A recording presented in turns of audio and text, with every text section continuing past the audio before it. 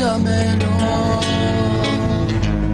através do amor e humildade. Deixar o tempo e a vida correrem no riacho da amizade.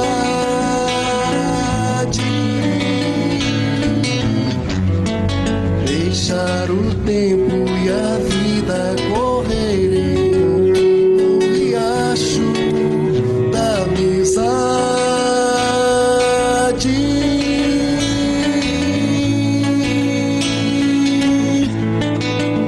E seremos no amanhã uma grande família.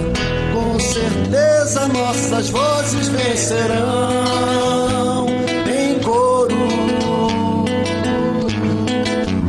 todo o mar. E seremos no amanhã uma grande família. Com certeza nossas vozes vencerão em coro todo o mar.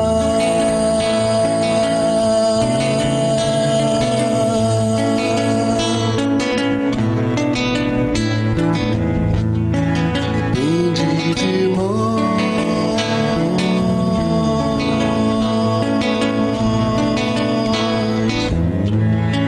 Depende de nós.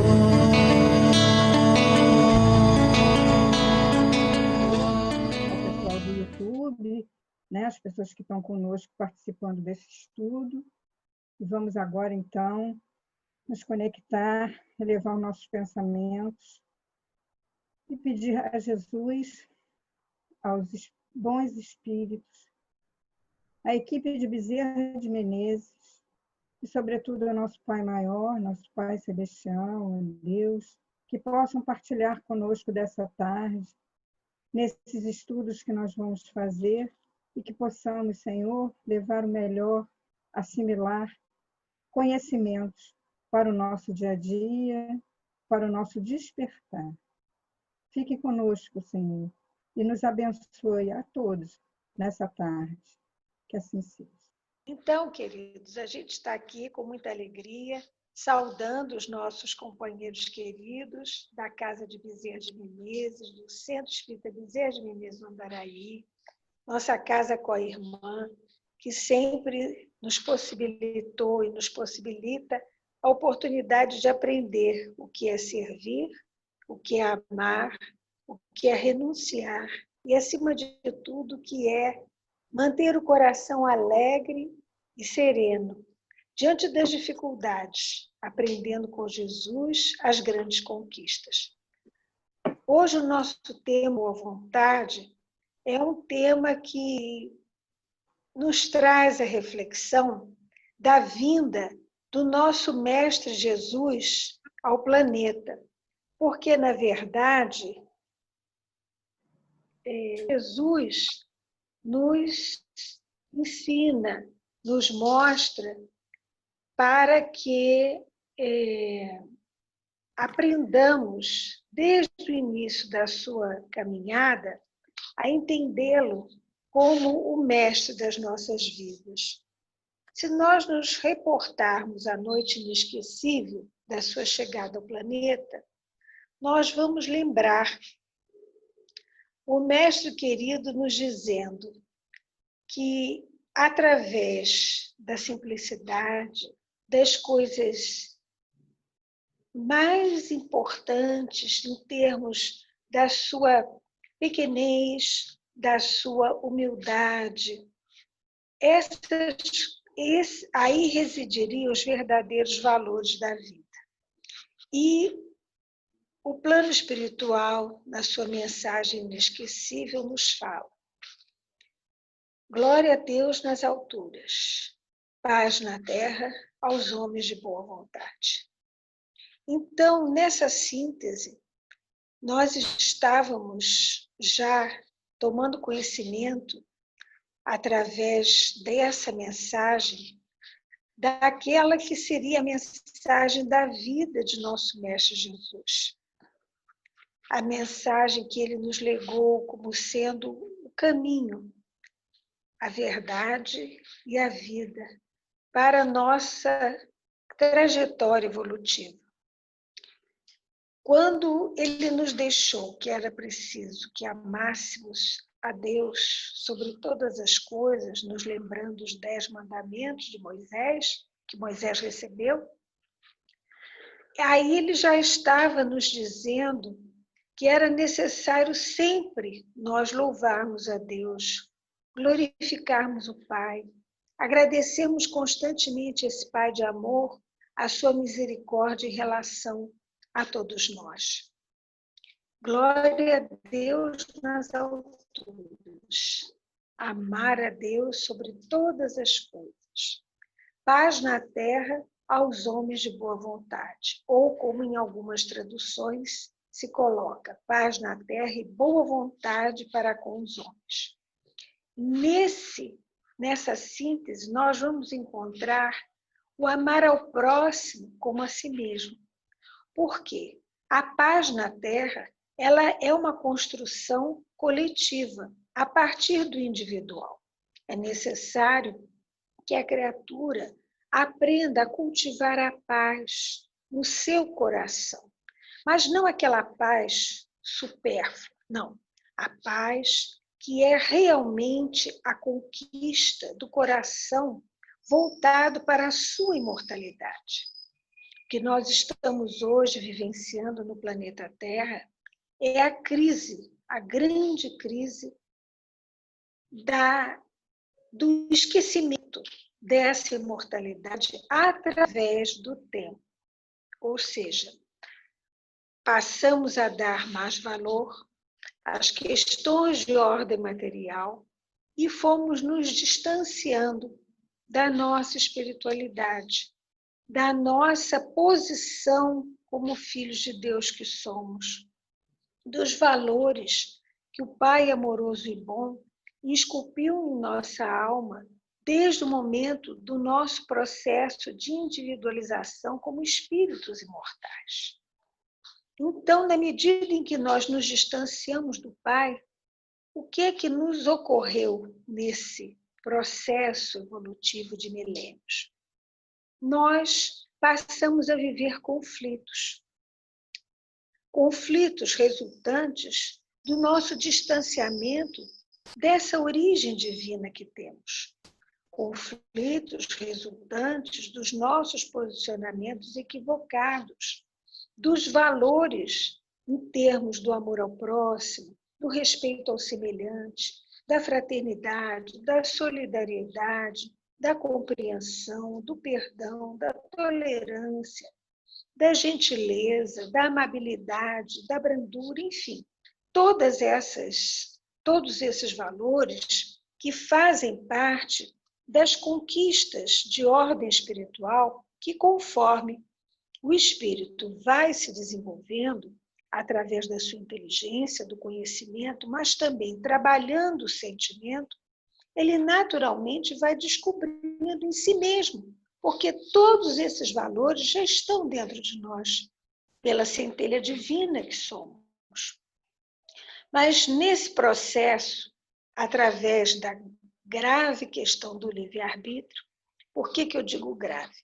Porque realmente o livre-arbítrio é algo que nós precisamos cada vez mais refletir sobre ele, aprender a sua grandiosidade, a sua posição importantíssima no universo. O Pai Celestial respeita o livre-arbítrio do seu filho, de cada filho. O Mestre Jesus respeita o livre-arbítrio de cada um de nós. Os espíritos superiores respeitam o livre-arbítrio daqueles que estão ainda nos campos mais pequeninos, mais iniciais das suas experiências evolutivas. Então, isso mostra a importância do livre-arbítrio. E é interessante nós refletirmos que o livre-arbítrio tanto nos leva para o caminho da luz, como nos faz permanecer muito tempo no caminho da dor e do sofrimento. Então, é necessário que nós aprendamos realmente a crescer no entendimento do que seja a nossa liberdade de escolha, a nossa responsabilidade diante daquilo que estamos escolhendo. Porque há escolhas que nós fazemos que ainda podem ser contornadas, mas há outras, pela dinâmica em que elas se realizam, muitas vezes é um caminho sem volta. Porque, ao retornar, nós estaremos recolhendo frutos, muitas vezes difíceis, daqueles caminhos que nós percorremos. Então, quando nós falamos nesse livre-arbítrio, nós estamos refletindo sobre a imortalidade que nós trazemos, sobre a necessidade de cultivarmos a paz interior, que é o resultado dessa coerência que pouco a pouco nós vamos alcançando em torno do nosso entendimento da lei de Deus e da sua vivência. Porque a lei do amor de Deus, ela é universal, nós sabemos disso. E ela é muito profunda nos seus aspectos. É claro que o caminho é árduo, é difícil. É alto e estreito que Jesus ensinou. Mas é aquela garantia de benesses no campo das conquistas espirituais. Muitas vezes não serão de imediato, mas serão semeaduras que vamos fazendo e que nas horas decisivas da nossa vida, como espíritos imortais que somos, vamos ter a ajuda de um coração bondoso, vamos ter o encaminhamento para a solução de uma questão que às vezes nos acompanha há muito tempo. Porque tudo isso resultando desta semeadura, nós vamos escolhendo e aprendendo a fazer de acordo com a lei. E aí vem a construção da paz. Porque a criatura pode viver em paz no mundo de provas e expiações, em transição para a regeneração? Pode, claro que pode. Porque na medida em que a criatura se reconhece espírito imortal, com conquistas já efetivadas, mas ainda outros pontos a trabalhar dentro de si mesmo, isso traz a paz na consciência. Por quê? Porque eu não vou exigir do outro aquilo que o outro não pode ainda oferecer. Porque eu aprendendo a conhecer e a trabalhar limite para uma conquista superior, para uma conquista do melhor, para aquilo do conhecimento da alma, para o entendimento da posição em que eu me encontro, daquilo que eu vou poder alcançar, sem ansiedade, sem exigências, sem aflições, entendendo cada vez eu estarei dando um passo. Pode ser maior, menor, mas o importante é caminhar, é continuar. Quando nós estacionamos, de alguma forma, o estacionar também será para nós uma situação de progresso, porque mesmo o espírito, naquele momento em que ele está em um ponto, então, ele ali está aprendendo uma coisa, porque a lei do progresso é a lei universal. Então, sempre nós estaremos progredindo, nunca regredindo. O espírito sempre está caminhando, mesmo que seja um pequenino ponto, alguma coisa que vai amadurecendo, tudo isso é conquista. E nós vamos entender que, através das conquistas, nós vamos consolidando valores, a descoberta dos valores que a ciência divina traz em si. E, nesse processo, nós vamos também entendendo que as conquistas que nós já efetivamos foram resultado de quê? Do nosso esforço, do nosso comportamento, de um sentimento em torno de fazer o melhor que se possa, oferecer o melhor do nosso coração, e isso em todos os em todas as épocas. Eu sempre guardo um exemplo que eu aprendi em evangelização, quando relembrar um gesto de um homem simples da Grécia Antiga, que ele teve para com o nosso Ibirajara, que na época era um filósofo grego. E esse homem deu a Ibirajara um copo d'água. Era o que ele podia dar. Ele ofereceu um copo d'água, porque Ibirajara estava realmente numa situação de necessitar muito daquele copo d'água. Ibirajara, na época, o filósofo grego, ficou extremamente agradecido a esse homem.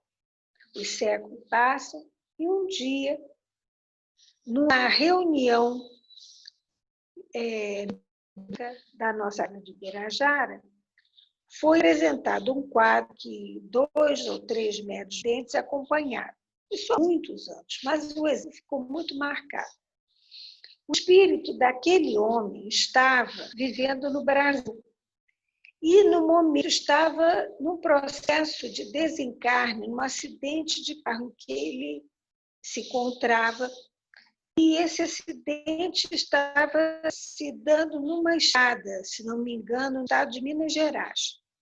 E, nesse processo de desencarne, irmãos ligados às questões ainda de baixa vibração espiritual estavam se aproximando dele ainda para cobrar coisas do pretérito. E ele estava com o espírito estava muito grande, no sofrimento muito grande, com muitas dificuldades naquele instante difícil. E Ibirajara vem dos altos planos em que hoje, segundo esclareceu há anos atrás, a era de Ibirajara é abaixo da do Cristo. Ele se encontra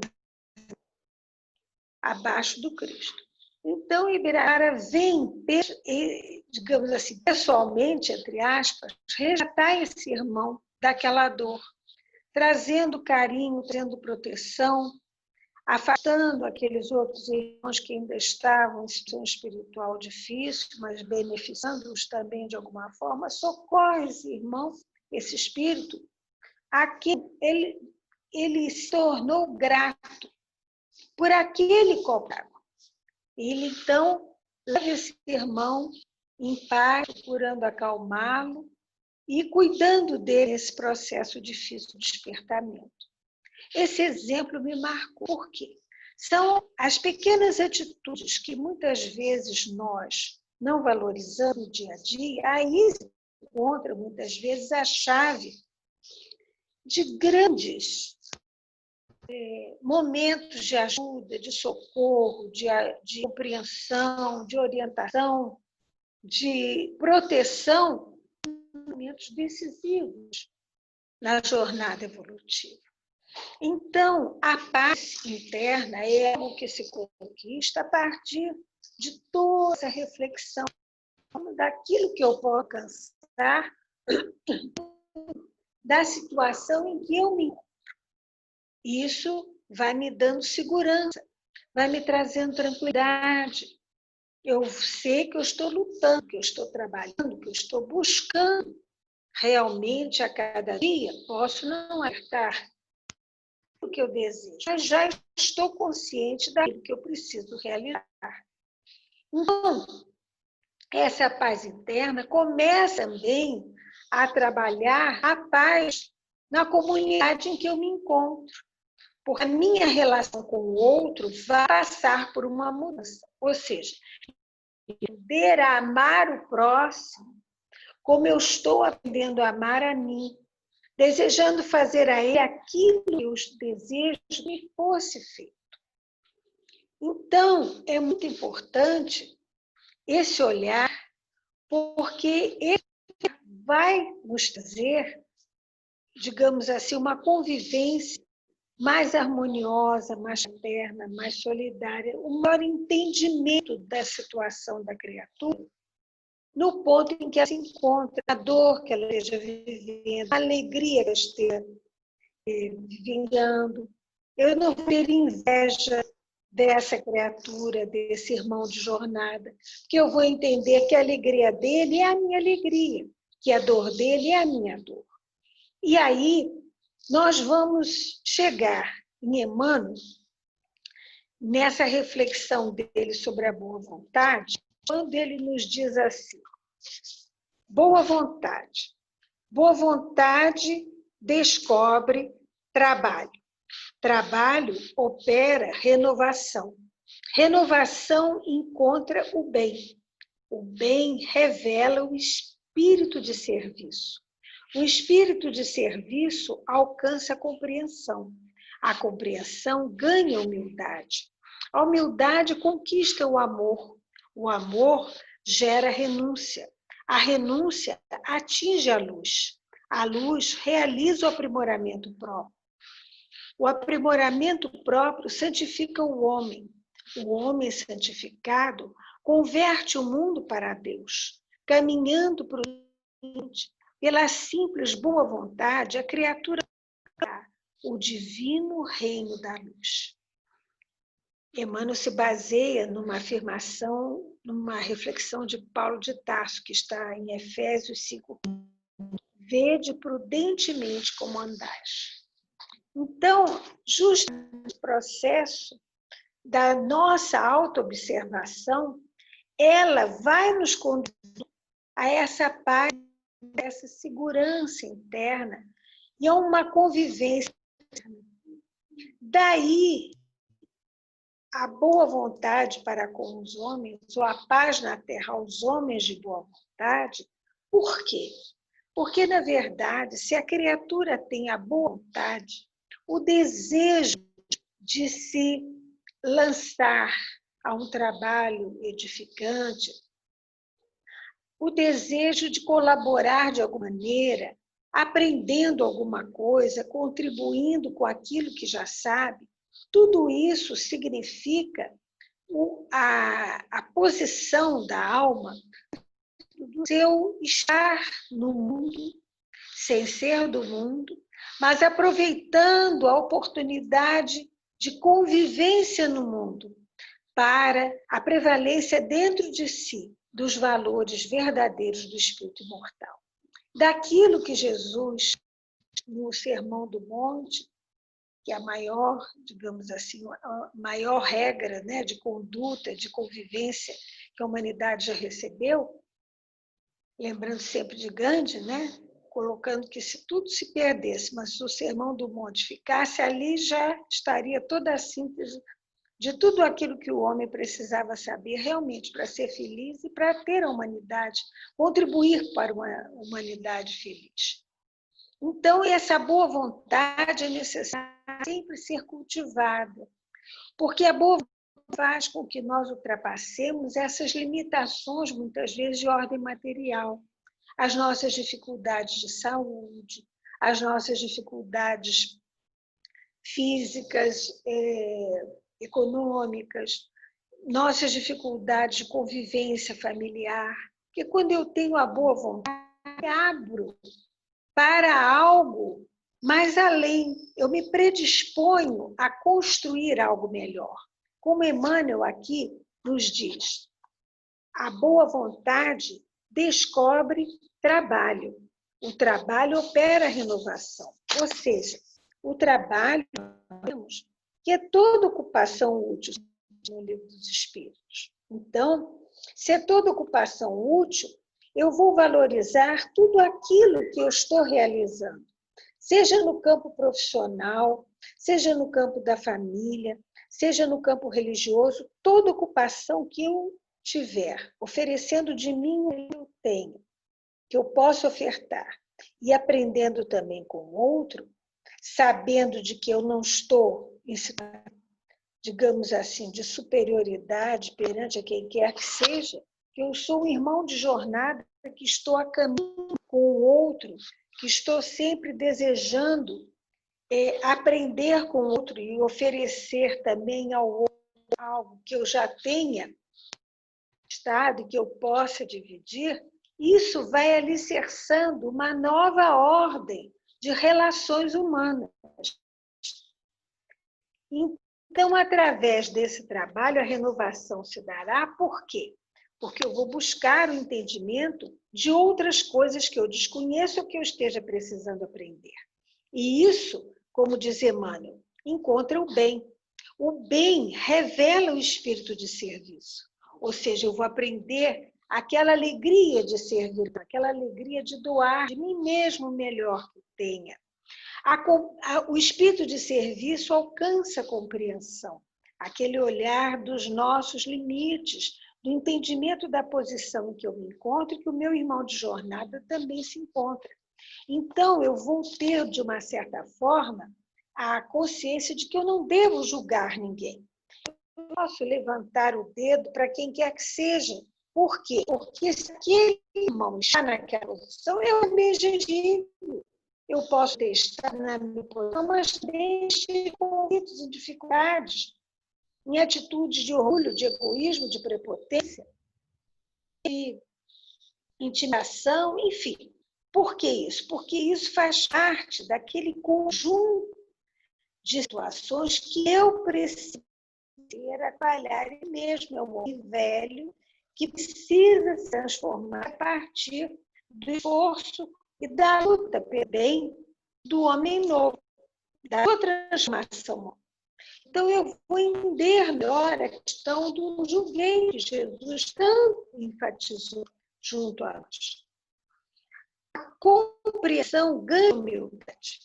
Essa humildade que realmente se torna um ponto fundamental para a nossa paz interior, para as nossas conquistas espirituais, porque a humildade, ela conquista o amor, ela nos ensina a ciência, ela nos ensina o entendimento da tolerância, da resiliência diante das dificuldades maiores, a certeza de que tudo irá passar, que tudo passa, de que as situações se transformam, porque Deus quer o nosso bem. O Pai é de amor, é de misericórdia, soberana justiça e bondade, e nada que esse Pai almeja para seus filhos. Fala de coisas ruins, de coisas tristes, de dores. Não, o Pai deseja a felicidade.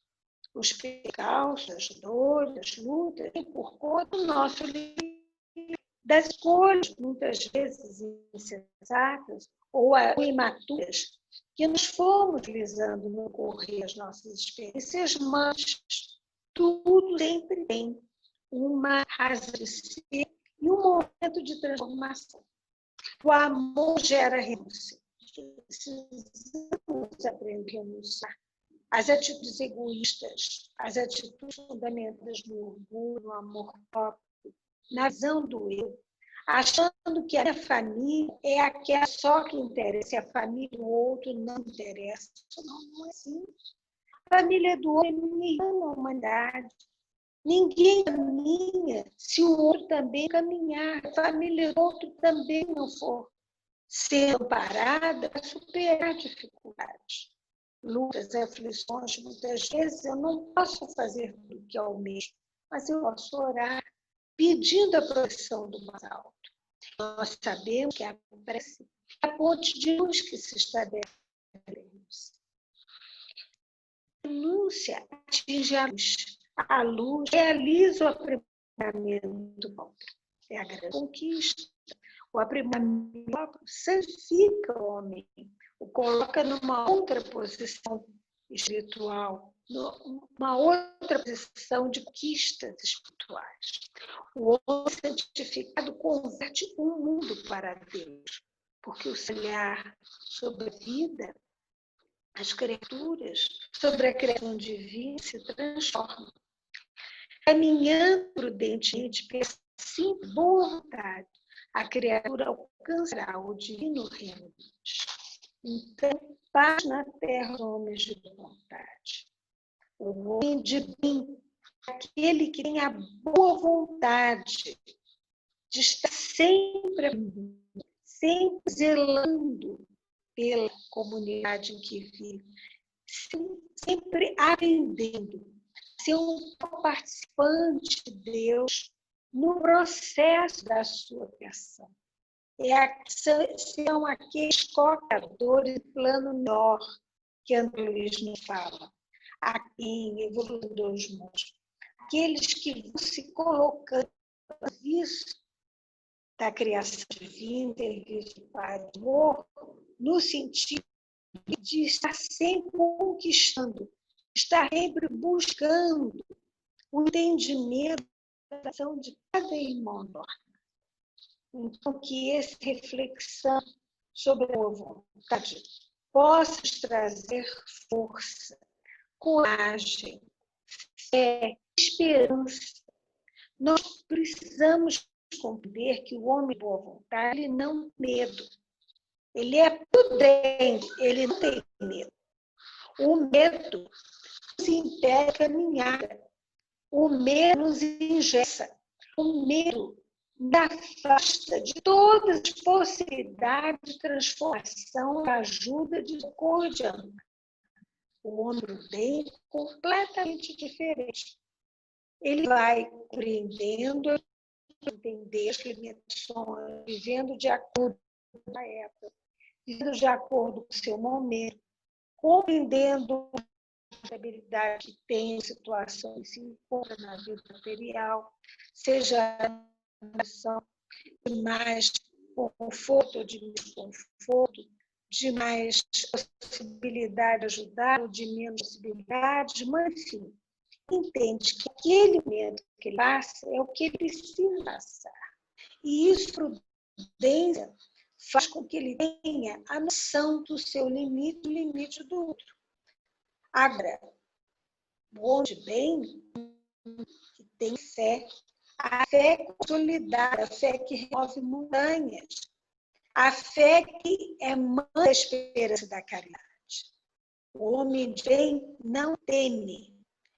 Nós hoje estamos vivendo a pandemia do medo. Não é a situação somente da de dor coletiva, da vivência que nós estamos tendo em termos das dificuldades que nós estamos passando, que nós estamos atravessando. Não. Absolutamente. O que está realmente nos trazendo grandes dificuldades, grandes transtornos, grandes impedimentos, causando outras doenças, outras aflições, outros processos realmente difíceis em termos das situações de ordem mental, psicológica, espiritual, é um medo, porque o medo nos conecta com aqueles irmãos nossos encarnados que ainda têm muita dificuldade no entendimento de Deus, muita dificuldade na compreensão da vontade do Pai, muita dificuldade no entendimento que as horas difíceis foram realmente feitas para a educação da criatura, para o despertamento em termos das potencialidades. Então, nós temos que tomar muito cuidado com essa pandemia do medo. Os próprios médicos, psiquiatras, os psicólogos estão fazendo estudos sobre isso e chegando à conclusão de que, muitas vezes, as crianças estão entrando em processos de somatização de todo esse desequilíbrio interno, da angústia, da ansiedade, da desesperança, da incerteza, da falta de confiança no amor de Deus. Não é assim. Deus é amor, Deus é paz e misericórdia. Nesse processo que nós estamos passando, o nosso planeta está se purificando, está se redimindo. Nós, almas encarnadas, não prometemos passar por tudo isso, pelas nossas necessidades espirituais. E sabemos que nesse processo houve intercessão de espíritos amorosos, espíritos superiores, como o amor de Maria, nossa Mãe Santíssima. impedindo que coisas piores sucedessem à humanidade terrena, mostrando que dentro da própria dor estaria a grande oportunidade do homem aprender a amar o outro homem, a perdoar o outro homem, a fazer algo de bom para aminorar a dor do seu irmão de jornada. Então, nós desejamos muito que, nesses momentos que a Casa de Menezes tem proporcionado a tantos amigos, que aproveitemos esses momentos para trazer mais esperança, mais fé, não cruzar os nossos braços quando tenhamos a oportunidade de trabalhar. Às vezes, não poderemos estar nas frentes de trabalho que esse momento exige. Nós poderemos estar na retaguarda, orando, virando, consolidando bons sentimentos, para que aqueles que precisam estar lá na frente, seja no atendimento do semelhante, no hospital, no posto de saúde, no ambulatório, seja atendendo famílias que estão necessitadas de alimento, necessitadas de um agasalho, os irmãos que estão nas ruas precisando de carinho, precisando de atenção, precisando de um coração amigo. Essas preces dos que estão na retaguarda serão aqueles pontos de luz, de proteção, de amparo para os que estão lá na frente do trabalho, com a sua boa vontade, procurando servir a Jesus. Da mesma forma que aqueles outros que estão lá na retaguarda, garantindo a ambiência e as vibrações positivas, com a sua boa vontade, no sentido de orar uns para os outros, esse complexo de amor garantirá a passagem de dias difíceis, a fim que novos momentos surjam de construções positivas, de construções mais equilibradas, mais sensatas, mais amorosas, no conquista do bem e do amor ao próximo. Não vamos desanimar, que a nossa boa vontade sempre nos ensina que fora da caridade não há salvação e que a fé fortalecida no coração é aquela mola propulsora para a grande construção do caminho do bem. Que a paz de Jesus nos acompanhe e nos envolva sempre. Muito obrigada pela oportunidade.